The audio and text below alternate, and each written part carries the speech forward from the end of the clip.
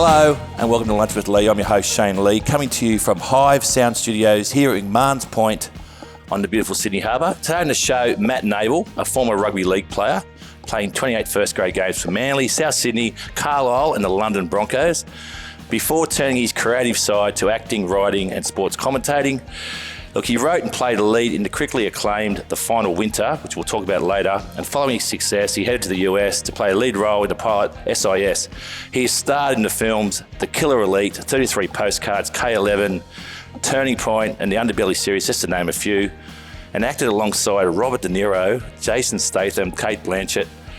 In addition to all this, he's been a boxer. He works with Fox Sports. He's raised millions of dollars for charity. Welcome, Matt. It's lovely to be here. Thanks for having me, mate. I really appreciate it. I know you're a busy boy. Thanks for your time. You play a badass really well. Oh, thanks, man. You actually scare me when I see you on TV. I go, I know him, mate. He's cool. He's There's cool. nothing to be scared You about scare here. me, mate. Well, speaking of badasses, a guy who's not a stranger to the Lunch with Lee podcast, Colin Scotts, a former Australian professional American footballer, known as the Thunder from Down Under, playing both the St. Louis Cardinals and the Houston Oilers. Post-career, he's been involved in media, coaching at Scots College in Sydney's East. He's run pubs. He's released a song on the Australian charts, which we'll talk about later as well. And recently set up a brain health charity called Brain for Life, which aims to source data from the sporting elite to hopefully find cures for Alzheimer's, dementia, and other related brain injuries. Welcome, Colin. Great to be here, Shane. I want to start off, Matt, with your footy career, mate, because I want to say, what's the grand final? I did, yes. What'd you think? Oh, look, it was a dour sort of a game, but I think when you've got two sides that evenly matched, that was perhaps what we were going to get. So, you look, not as many points as you probably want scored on a night like that, but pretty indicative of, I think, where they finished and where they were. They were good Penrith, weren't they, from a defensive, and not only to win 4 in a row, Colin, I don't know what you think about this, but to win 4 in a row, but then to get every player up in the grand final. There wasn't a weak link in that team. No, they're extraordinary. What Ivan has done there, over that after being told he left in 2015, came back, and really then was the beneficiary of the groundwork that he laid before he left, and have those young kids then come through into that framework of first grade. And what he's done since then is nothing short of remarkable. Look, he has had his son there, which... He's a superstar. Well, if he continues on the way going, then he'd arguably go down as possibly the greatest player of all time. That's where he's headed. He's on track. He's still young. Yep. Cole, do you watch the game? I loved it, mate. Yeah. As you say, partner, it was all about defence, not a lot of scoring, but look, you've got to respect, especially with all this salary cap and, teams meant to be even now. It's incredible they can build a 4-year dynasty. You've got to respect it, father, son. What a beautiful story. I'm sick of them, but I love them and I respect them. Anyone but Melbourne, come on. Yeah, exactly. Sydney, Melbourne, end of the day, more power to them, mate. It's in this day and age to do what they're done, it's just off the planet. Good on them. And you played both with Manly and South. I mentioned at the start. You probably referred yourself more as a Manly boy? Well, I was a Manly junior. Yeah, so okay. We originally, I started playing when I was in Canberra. My father was in the army, so he just moved every 2 years. We ended up at the School of Artillery in Manly. So I was a Manly junior. So went through all the lower grades and the junior rep scene there. And then, I wasn't unwanted at Manly, but there was no room for me to do anything at Manly. At the end of, I think it was 1993, Manly's, I was playing in the back row and they had guys like Menzies and Kosef and Gartner and Roberts. Pretty good footballers. It's time for me to move on. So I went to Souths and had a couple of years there, mate, which I met some really good fellas through and had a good time with. And then I took off over to England for a season and a half, mate, and that I was spat out relatively early. I think I was like 25 when I was done. So mate, it was good fun though. I was a player who was good enough to be given opportunities, but not good enough to stay there. Anyone out here complain about how tough it is to be a elite sports person? Need their head read, I think. It's a pretty good lifestyle. Yeah, look, and look back then. It's a nasty real world out there. Yeah, I think the world that these guys live in now and is very different to when I was playing, and a lot of people that I played with all had jobs. I was doing a carpentry apprenticeship or working on the council when I was in Sydney playing. So you worked 8 hours and and then went to training, I think 3 or 4 days a week. So I was never the beneficiary of the professional game. That sort of broke in 96 97 when Super League started in Sydney, and the only time I ever played full time was in England because you were on a work permit and you couldn't work. So how was it, Matty? Was it more physical? I hear that it's just, it's... No, look, I look at the games now, honestly, and from a physical point of view, from size and speed, you're not competing at that. Look, it was just a very, very different game, look, the football back then was, you could watch it and it was a real spectacle because a lot of it wasn't as structured as it is now. So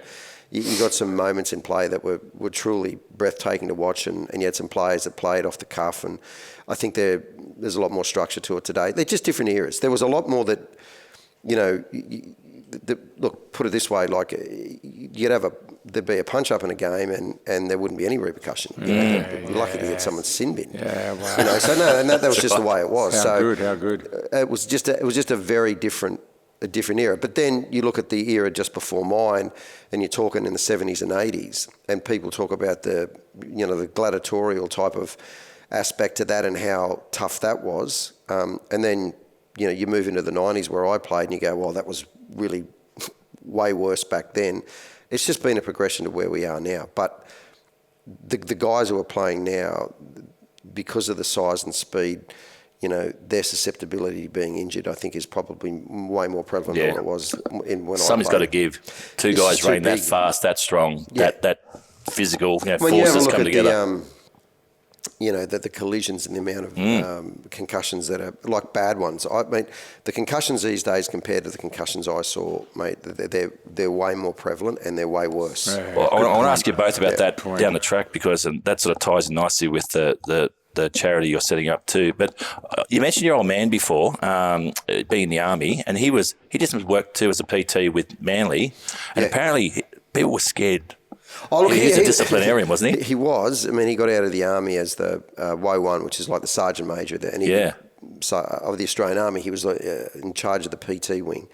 So he went from there to he was a school disciplinarian at a school, and then became the full-time strength and conditioner at Manly under Graham Lowe, and then also Bob Fulton, who he knew from years ago in the army. So, look, he was a no-nonsense sort of a guy in that space. So, the guys were scared of him. I think that more than anything, they just really respected him because he was just a really honest broker and commanded respect.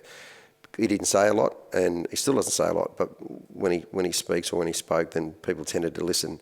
He got an enormous amount of respect from the people that played in the sides that he was involved in. Cole, Matt just mentioned then too the collisions in football. You came from rugby union. You were scouted by, I think, an Hawaiian scout that saw some potential in you, and you packed up and moved to the United States of America.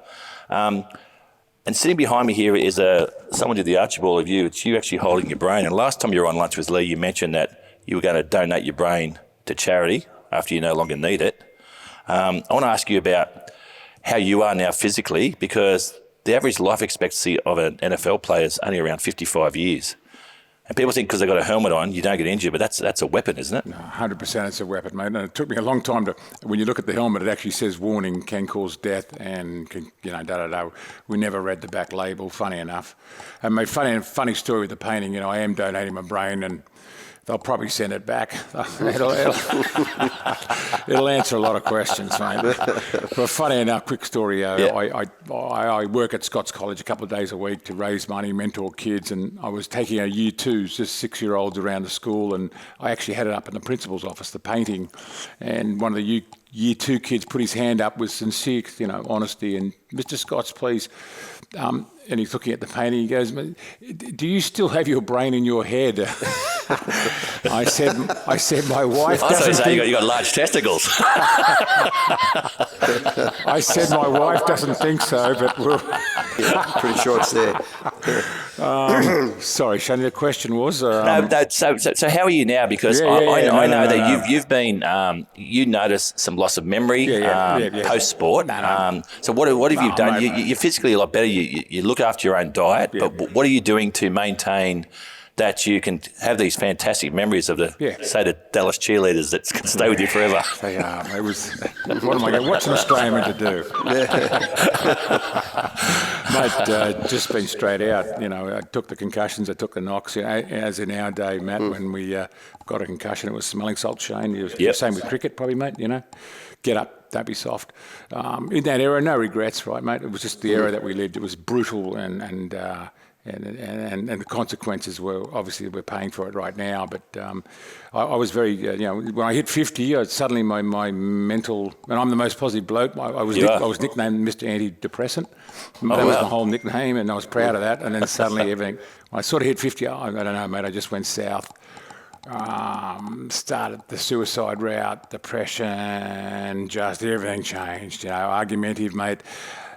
And I was trying to open up, but people were just saying, "You'll be right because you're such a positive bloke." You just, da-da-da. Anyway, cut a long story short, mate, I rang Russ Crowe and I said, "Mate, I'm stuffed," because I knew he'd been helping a lot of rugby league guys with the same problems. Sent me out west to the Northwest Centre and went through the whole program, mate, and did the whole antidepressants, did everything, da-da-da-da. And 6 months later, I just decided, no, that's enough. It wasn't working for me anyway. All the antidepressants, wasn't sleeping, and I just decided to take on my own path. And I was getting lazy. I was getting overweight. Sorry to be, we've heard it before, but I said, stuff it. This is life or death situation, and I've got to make a decision. And what I'm doing right now is just going south, as it is for a lot of players. And I decided to go outside the comfort zone. My dad always said, life starts at the end of your comfort zone. Push it and see what happens. What do I have to lose? So, mate, started exercising massively, basically the same old thing, exercise, nutrition, sleep, massively going into exercise, getting muscle back on, feeling confident about myself, letting endorphins start. Then the nutrition, really onto the olive oils, avocados, just changed my diet from the beer and the hamburgers and just changed the diet. And then, man, everything just started to change. I just started to feel better. And then I started fasting. I didn't eat for 48 hours. I studied it and I just felt so good. It's interesting when your body's starving, what they call biohacking, your body doesn't want to die. So it kicks it creates this immune system that just like when you don't eat, your body's used to that because our ancestors, we're all feast or famine. We had food but we had to go 3 days without food, Shane. Anyway, I'm big into fasting, mate. It makes me feel good. I've studied it, and what happens, your body thinks you're starving, so it kicks into testosterone, so you can go and hunt. It kicks in dopamine, so you don't want to die. Your body doesn't want to die. It's interesting. It kicks into all these dopamines, and, mate, when I finish a 48-hour fast, I am on fire, and I'm focused. My wife just loves it because I'm just in tune, which is beautiful, right? So not to go on about it, but I'm really big into fasting. I'm into the hot water.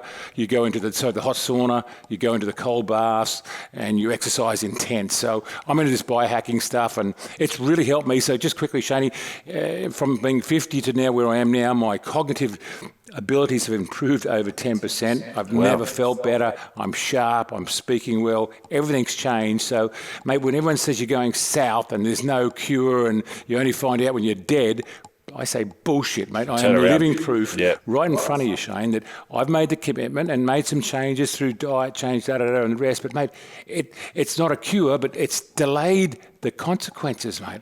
And I have improved, actually.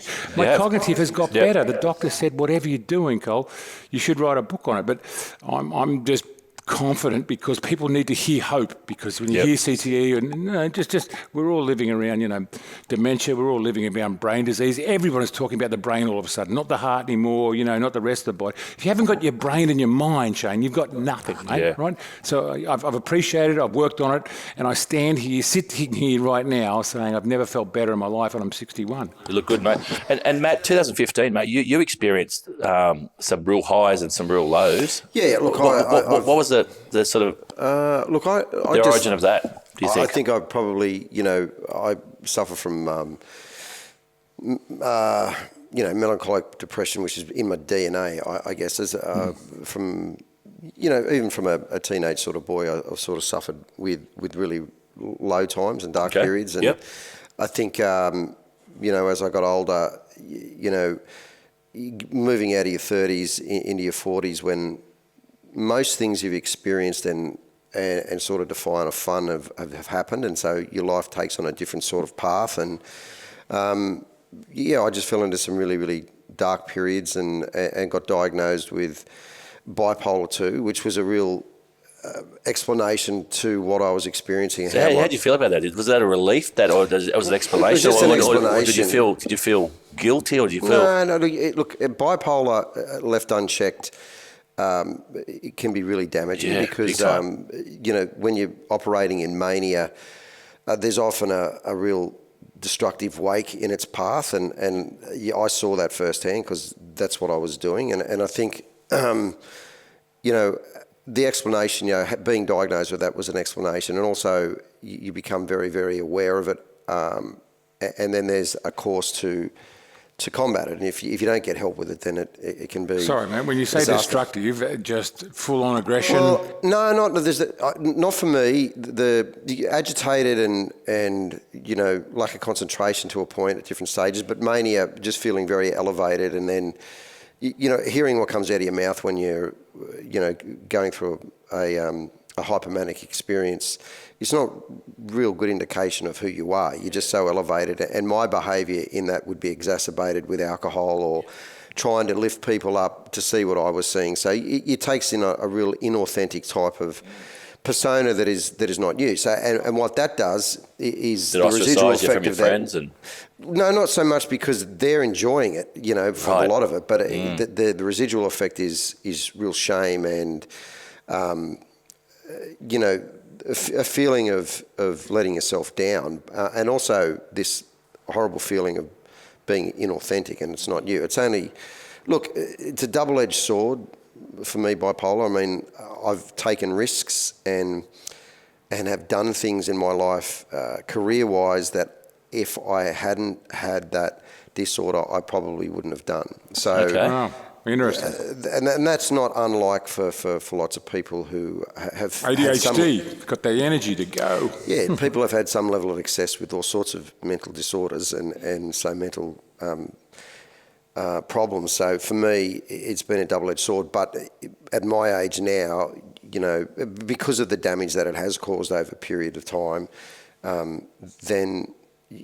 I'm very, very aware of when it's you can surfacing and not indulging in it because it's too hard to sort of rebuild is the manic phase and the low phase, do they sustain for similar periods? Or look, you can have all sorts of episodes. So you can I've been in hypomania for weeks, and then I've had fast cycling sort of episodes where you're really, really low in the morning, and then in the evening you're extremely elevated. So.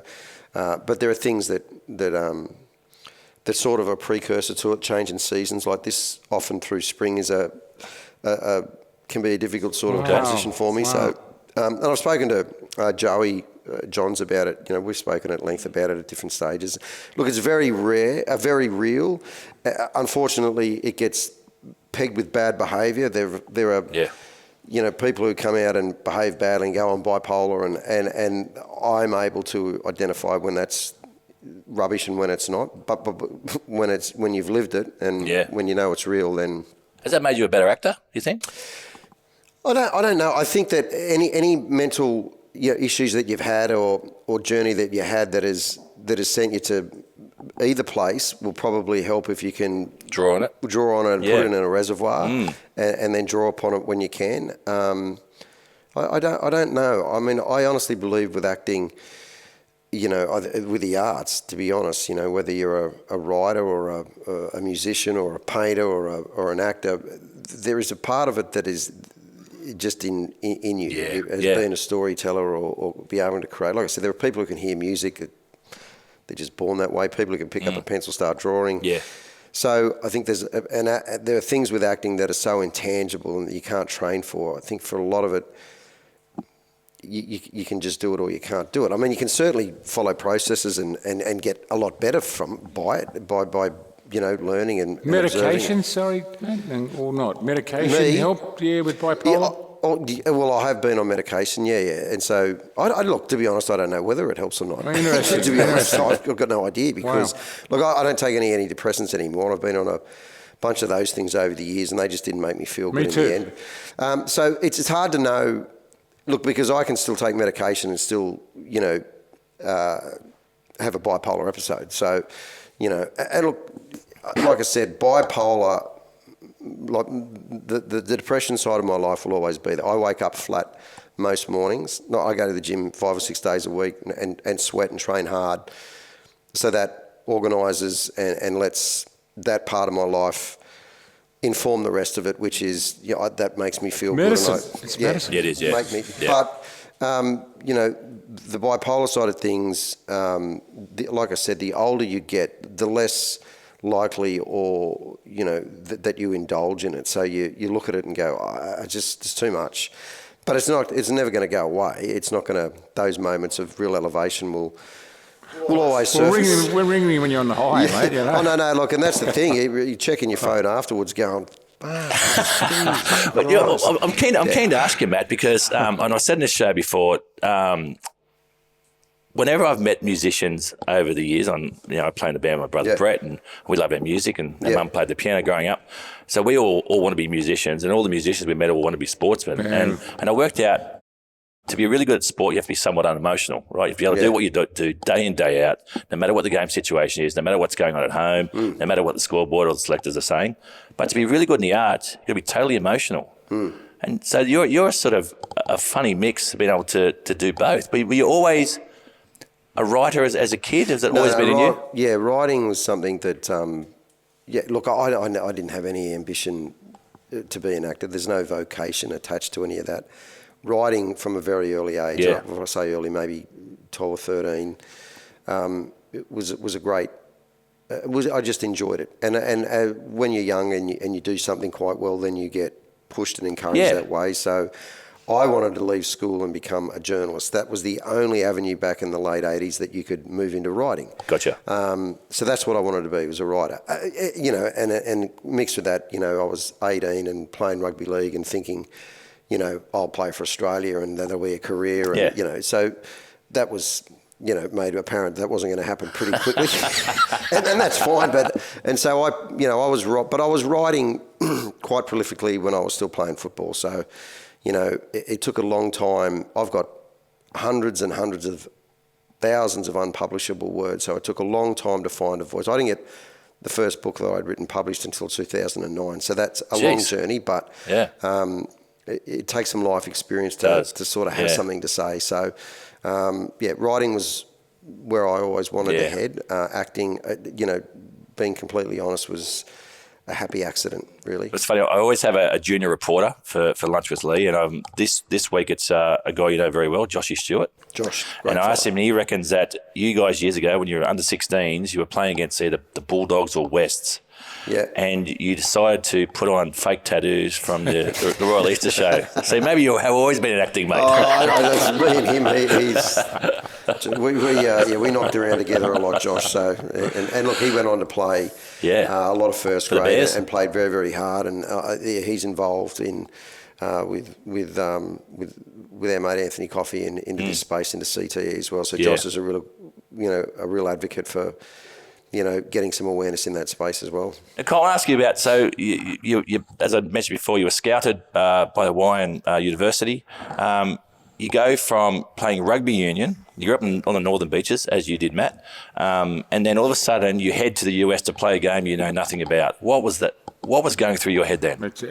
I didn't know one single human being. We had no social media. There was no computers. There was no nothing. The guy knocked on my door, which is a real compliment now. I look back at tell me an Aussie that the actual American scout came knocking on your door. Didn't ring, just knock on the door. I was in Sluggos and the Palm Beach, and he's charmed my parents, and I just said whereabouts, and he said Hawaii, and I just, my dad again said, mate, life starts at the edge of your comfort zone. Have a crack, mate. Have a crack. This is an opportunity. And, mate, it was, but looking back, going over and walking through that dressing room and suddenly seeing guys twice as big as, I was well endowed until I went to America, mate.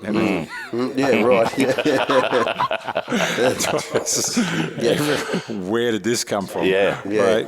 Very humbling. Athletes that I'd never seen before, mate. And then, the collision, suddenly putting on, the stupid pads and running around with my butt pad around my groin for 3 months and not even been told. Because they're very analytical games, so you really had to learn a lot of stuff really quickly, wouldn't you? It's like a yellow phone book, mate. Too much information, too much. A lot of people can understand. There's 360 million Americans in one football code. We've got 26, 27, whatever now, and one pretty much. We've got 4 football codes. AFL, rugby league, rugby union, soccer. So you just got to understand when you go over there, mate. There's a lot of great athletes, and they're all trying and hungry to get to that holy grail. And so what made the Thunder from Down Under stand out, do you think? What attributes did you have that got you noticed? Solid family, mate, from a great country. No. I felt like there was nothing to lose, And then, I was abused physically, mentally, spat on, kicked on, injured. Jeez. Just didn't know the game, mate. People don't understand. If I put a helmet on your head right now, Shane, and told you to run into that brick wall, tell me how it feels, mate. Then have that brick wall run at you with your head. It's not good, mate. So as soon as you hit, it's iron and fiberglass. It's a car crash, and it's a completely different space. You're dealing with 150, 160 kilo men. The competition. It's a whole different world, mate. I was a team player, but to my credit, I survived and then I thrived. I earned the respect. Because I was a waste of space. I was on a full scholarship, the laughing stock of the whole 140 players. It's a big deal to get a scholarship. Only 40% of the team on scholarship, and I'm on a scholarship, and I didn't know how to play the game, so they're just giving it to me. What position were you, Col? Defensive end, mate. So on the front line, on the edge. Yep. I was good at getting around and sacking the quarterback. But look, I was just a fantasy. I took, which I'm very proud of. When I got there, we were ranked 285th on total Division 1 defence, and when I left my final year, we were ranked 2nd. Never been there before me, never been there after me. My coach went on and signed a big contract, so bloody proud that I was able to go there as a waste of space, blunder from down under, and then take this team and, mate, earn the respect, create a real team environment, being able to take this dog-eat-dog's individual world and create a real, which I talk to corporates about. It's exactly like the sporting world. You've got to bring the team, you've got to earn it, but you bring in, you lead by example, you sacrifice and you communicate and you bring everyone together. And magically, it was all natural. We had an awesome team in my final year, and as I say, 2nd ranked. Mate, what great feeling is that, from going from a complete loser to one of the best players in the United States of America? I think there's a lot to do with Aussies being quite smart and quite common sense, fearless, right? And I love the story you told me when you're back, you're young, you're single, you're playing in the NFL, and the Dallas Cheergirls had the trailers where the players got to go and meet them after the game, but the Aussie, you snuck over before the game, didn't you? Well, I said to the guys... Early bird gets the worm, as they say. I said to the guys, you can have all the cheerleaders, but I just want them first, all right? Second mouse gets the cheese, yes. No, magical times, mate. It was just how blessed, Life is opportunities, but you've got to be prepared for opportunities, When everyone will get an opportunity in life, but you've got to be prepared to go and chase it. And, mate, I got a, as I say, spat, kicked on and abused it. No one will know. Back in the 80s, as you can imagine, Matt, where it was very physical, the abuse and the collisions and the concussions, it was all a badge of honour. So we're all dying, but, survived, and no one could take that away. On that note, your brother Aaron passed away earlier in the year, mate, so sorry to hear that, mate. It would have been really, really sad. He died of motor neuron disease. He did, yeah. He was a boxer. He was an exceptional. He was one of the best amateurs we've ever had. He was, he was hard to articulate how good he was. Without, I'm his brother, right? So people are going to say, but no, to grow up, the people who know boxing, who were around at that time, and there's some really, really under Johnny Lewis. He had, a very, very good stable of fighters back then, and Aaron was. He was right at the top of it, and he missed out on the Olympics in 2000, not by much, and that was he was setting his goal towards and what he wanted to do. And when that happened, I think he'd been so obsessive about boxing from about the age of 14 until, for about eight years, 22 I think is when he gave it away. He decided to step away, and he never went back. But he was exceptional. But he was affected back then. I would suggest even now, like you spar a lot of damage gets done in those things because at some point leading into a fight, you have what they call a hit out. We have a hit out, and that's just a fight without a referee. So, I had lots of those, but he had exponentially way more than I did. And he had those against guys at all different weights. I mean, Costa would be, training for, he was right there when Costa was at his best with Johnny, and, they sparred hundreds of rounds together, and they weren't sparring sessions, they were fights. Yeah. And so, you get anything with, a fighting combat sport at that level, you just never able to walk out the same way you went in. It's really interesting because the charity that you're setting up, which we launched in the coming months, Brain for Life, we're trying to find some answers in and around what goes on with these traumatic brain injuries. Do you think there's a link between a traumatic brain injury and motor neuron, potentially? There's research into that, most definitely. Look, if it was just that, then there'd be boxers walking around everywhere with MND, and there'd be guys in. But what I can tell you is that it's disproportionately high in athletes, men in the NFL, AFL, and rugby league. You're starting to see more cases. It's probably a confluence of things. It's definitely environmental, MND, with what's going on. It's environmental, what we're doing. I mean, in 1985, it was 1 in 500 people, and now it's 1 in 200 people. So that suggests that it is environmental. So, the real challenge is getting enough awareness and money behind the research that they can nail down exactly why it is happening. And then whether or not they're able to, I'm not sure they're ever going to be able to cure it, but they might be able to stop the progression of it. Prevention, because, look, it is... what I witnessed with my brother in the space of 20 months was appalling. So, in the end, all he could move were his eyebrows. So it's hard to watch, but it's there is definitely a line of thinking and some research suggesting some sort of head trauma, because there are soccer players who disproportionately have it, who get it. So, like I said, it's just evidence to suggest... Matt, did he ever say, I regret boxing, that this has caused this? No, not at all, Cole. I mean, he... look, when he got the disease, he slurred his words. There are a lot of guys that sort of walk out of gyms and they're a bit slurry. I mean, they've had too many hits in the head. And that's been around. Yeah. They used to call it punch drunk, didn't they? Yeah, that's everything, right? So, I mean, there's no... We're not, bring anything into real light there. No. So he slurred his words a bit anyway, and we knew that was from boxing, or that's what we assumed. But he had a thing called bulbar onset motor neuron disease, where it starts in your mouth, and that's one of the real signs is his slurred speech. So we just thought it was getting worse through, this is just the offshoot of boxing, and it wasn't. It was the disease. So I look at it. It's hard to say, yes, there is a direct a cause, but there is evidence to suggest, lots of things, and head trauma is one of them, most definitely. And that's going to be one of the things Brain for Life's got to try and do is understand the data in around contact sports and the athletes, and we're going to try and get data from them to understand, as you said, are there prevention causes, are there technologies we can use to stop the fast onset, I suppose. Well, it's so critical, mate. And then there's so many, you're seeing, just like myself, right? I'm living proof. I've improved 10%. It's on data, Shane. It's not me trying to be, this is my opinion, mate. I feel good.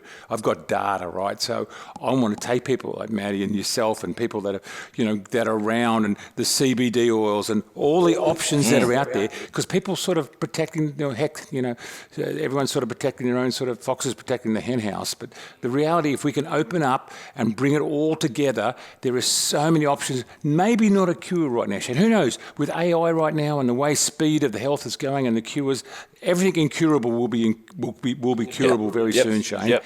I just believe there's a lot that we can do, that we can share. And with our charity, it's not just another charity. We're going to, check out CT when your brain's dead. We're going to go after you while you're alive and make you hope like I've got right now, and make your life more productive. And expand your life and enhance your life, and look at all the options, Shane. I've got professors in the States that are telling me stuff that I've never heard of. I've got scientists in London. Let's get the experts that are all in their own little world, bring them together, and then let people decide. But, mate, let's have a look at the options, because I've taken my option and it's helped me. Yeah, it starts sooner, I reckon. I agree. I want to ask you, mate, from acting days, Robert De Niro. Well, look, I was on a film with him. I didn't actually get to work with him, so I was in a film with him. But look, I've been lucky enough to work with some really, really good people. Who's your favourite? Oh, look, I've been really lucky. I've never had some really bad experiences with actors, to be honest. I mean, I did 3 months on a film over in Montreal with Vin Diesel, where it was, me and him, sort of he was the lead, obviously, but I was the support lead. Spent a lot of time with Ewan McGregor, worked with some really good Australian people, like I directed and worked with Sam Worthington, and very, very close with Joel Edgerton, worked with Eric Bana, worked with Guy Pearce. Plum, mate. I'm looking forward to it. Yeah, it should be good.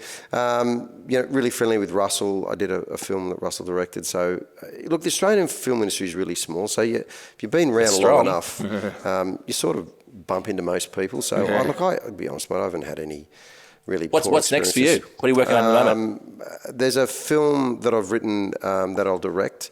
So, we just got the actor that we want to play the lead signed on, and that'll take a little bit of time to get put together, but I've been sort of I've done 5 jobs this year as an actor, so I've been lucky because it's been really quiet for quite a bit of the industry. It's a bit of a fallout from these 2 strikes, the actor strike and the writer strike. So, but there's always plenty of stuff on the horizon, mate. Like I said, I've been around, for nearly 20 years, so a lot of my work is repeat business. People I've worked with before, producers or directors, and they inevitably have something. And look, I'm at an age too where I'm not the lead. Like I'm not the and that's fine by me. I like coming in, playing a role, and getting out. So, have you ever had a hit on the Aussie charts like Colin and I have, mate? So 6 out, we went to 99 with a bullet. Cole had. You did a cover of April Sun Down Under, which we'll play at the end of the podcast here, which Qantas use in their. No hits for me, mate.